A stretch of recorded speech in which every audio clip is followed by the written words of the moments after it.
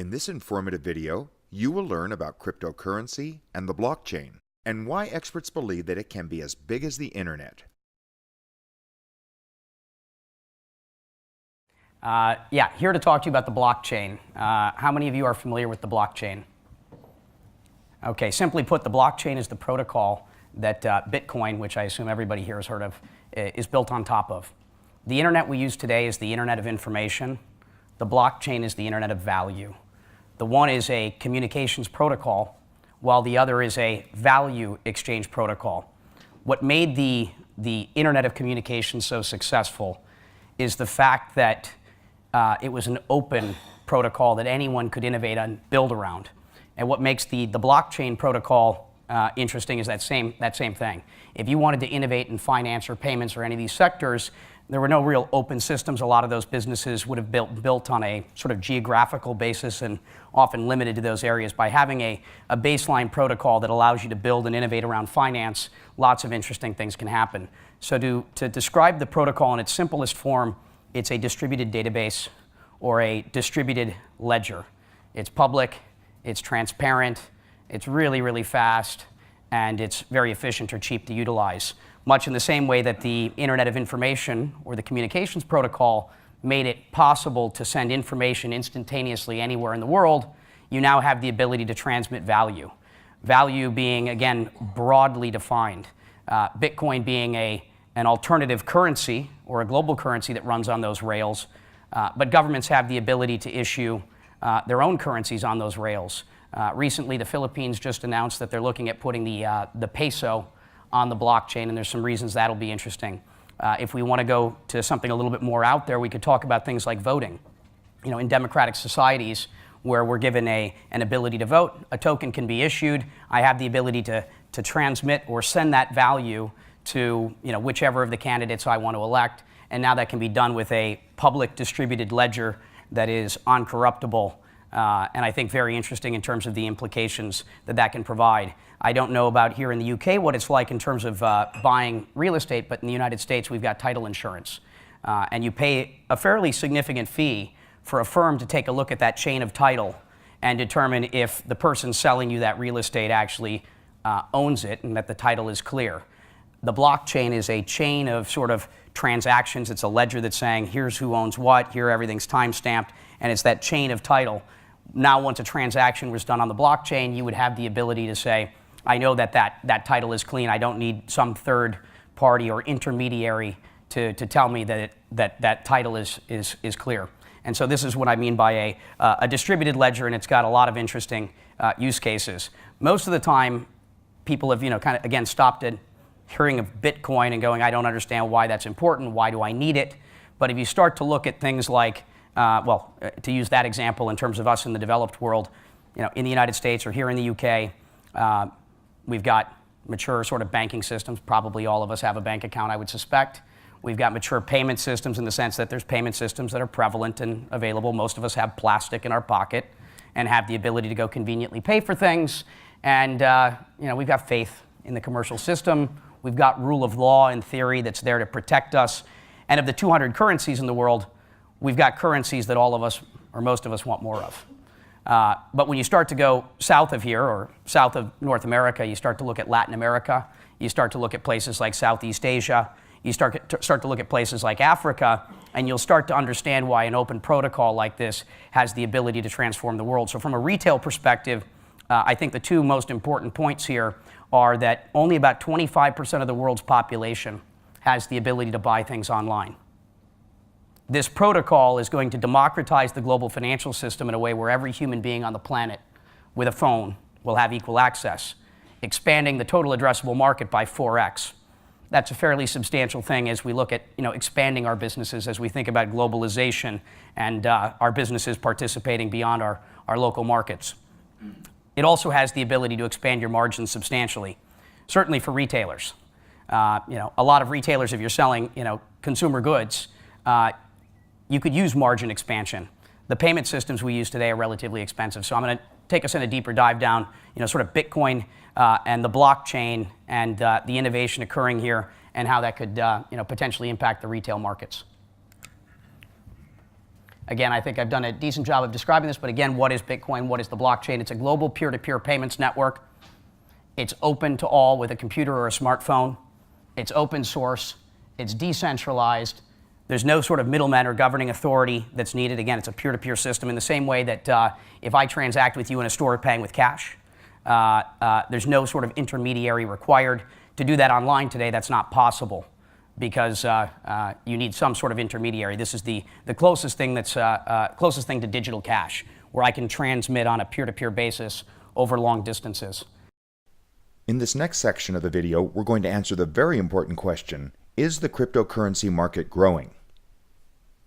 You're seeing substantial wallet growth. We've gone from just over 1 million people a year ago to now about 7 million people today. So you're seeing substantial growth there. Merchants, there was only about 10,000 merchants a year ago. You're now looking at something quickly approaching 100,000 by the end of this year. So you're seeing merchants recognizing the benefits of this. Revenues, those merchants were essentially processing nothing last year. You're seeing substantial numbers now. Bitcoin ATMs, which is again for, most people don't realize this, in the United States, there's 70 million people that belong to the category of what we call the on or underbanked. There's actually, and I don't know what those metrics are here in the UK, but there's a lot of people that still need to operate in the cash-based economy. And so these Bitcoin ATMs have been rolling out all over the world, and you've gone from 0 to 250, and you'll probably see 500 by the end of the year and probably 5,000 by next year. Lots of Bitcoin addresses. The venture investment in the space is also interesting. Last year, you've had about $30 million of capital flow into the companies that are building the infrastructure. So if you think about the underlying protocol in the same way that we think of the internet as a protocol was not all that useful until you had things like a browser, until you had things like an email client. So the baseline protocol is not really usable by us as consumers. So in the same way that internet startups in the 90s built out the infrastructure and ecosystem to make it usable, in the same way you've got that going on here. About $30 million was invested prior to this year, and so far this year we've now exceeded $400 million having come into the sector, which is the same level of investment the internet saw in 1995. Except for in 1995, it was very, very expensive to build a website, to build even a basic business. Today, because of software as a service, open source platforms, things like AWS, that capital is going to go a very, very long way in terms of building out infrastructure, though it does take a little bit of time. That money doesn't turn into product overnight. And in this last section of the video, let's talk for a few minutes about exactly who are the early market adopters. Now, where is mass adoption likely to come from? Remittance is an important part. You've got a $550 billion a year industry. That's pretty much Western Union, MoneyGram, these types of businesses. On average, they're charging 10% fees. And again, these are the people that are participating in the cash-based economy, sending money back home to the Philippines, for example. The Philippines has got I think 28% of their GDP comes from money remittance. And there's obviously a lot of leakage in that way. Now with a value exchange protocol like this, I have the ability to send money back to the Philippines for a fraction of the price. And that can be very useful. And as I said, the Philippines is looking at putting their money on the blockchain. In that country, you've got 100 million or so people, and there's only 5 million credit cards and debit cards. On average, I'm assuming the people that are banked in that way probably have more than one. So you're looking at less than 5% of the population having the ability or having access to the payment systems they'd need to shop with any of you. With the blockchain, a country like the Philippines can now allow their entire population to become banked or have high-quality financial services overnight, and the ability to shop at with low expenses, the ability to transmit money back and forth. If you think about it, the developed world is here. The developing world, it'll probably take them 10, 20, 30 years to catch up to where we are, and they'd have to spend hundreds of billions of dollars. The Philippines now, in a matter of 1 or 2 or 3 years, could have financial infrastructure that is on par or even better than what we have in the developed world, much in the same way that Africa leapfrogged wired telecommunications and skipped right to wireless. It's called, we don't have any of that fixed infrastructure.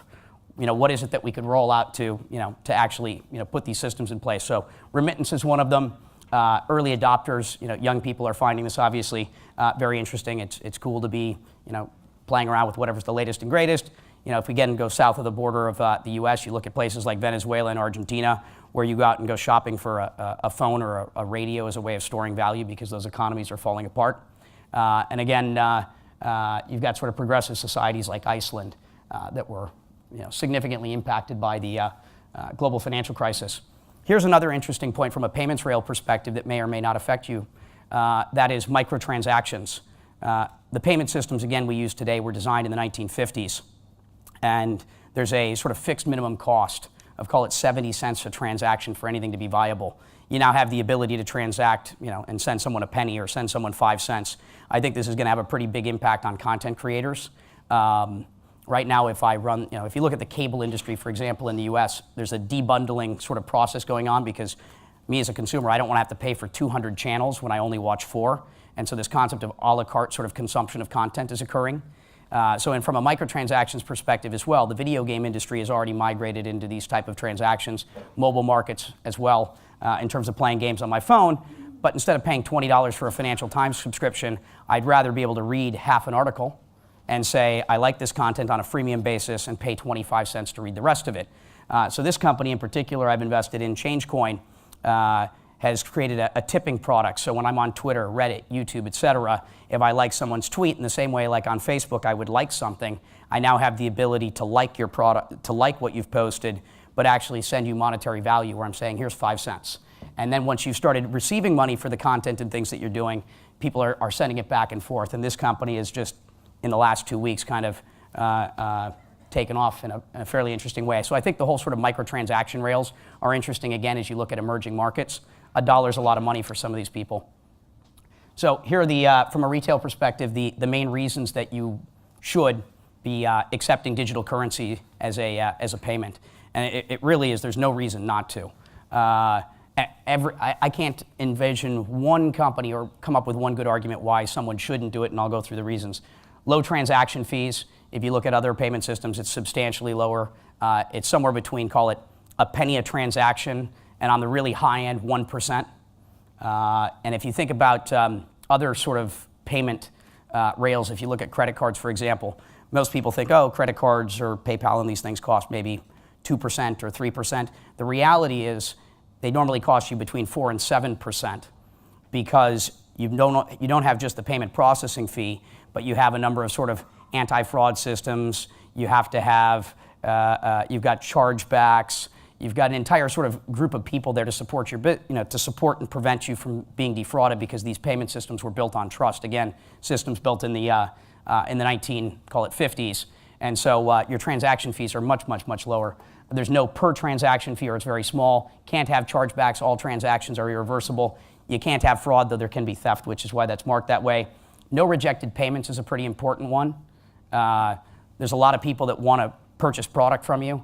They're going through the flow, they've put in their credit card, whatever it might be, and that payment's been rejected and you've missed out on that opportunity. They may pull out a second card, but the idea that, again, you don't have to trust the customer that's purchasing from you. This is the reason why only 25% of the world's population can transact online. It's because you have to trust them. The minute they can pay you with digital cash, you don't really care. And so that's, I think, a pretty important one. You have none of those sort of MCC, PCI, sort of international issues or compliance required. Again, if you think about from a payment system, when you make a purchase with a credit card, you're actually handing over all of your financial credentials to that merchant. You're not saying, I'm just paying the $70 for this particular product. You're actually handing over those financial credentials, and if those credentials ever become compromised, someone has the ability to exploit those things. When you're using the blockchain, again, in the same way that I said it's a trustless system, you're only authorizing that exact amount of the transaction and nothing more, and your credentials are never actually leaving your own control. And as a retailer, there's actually, I think, some important compliance and benefits, as we've all seen with Target and Home Depot lately.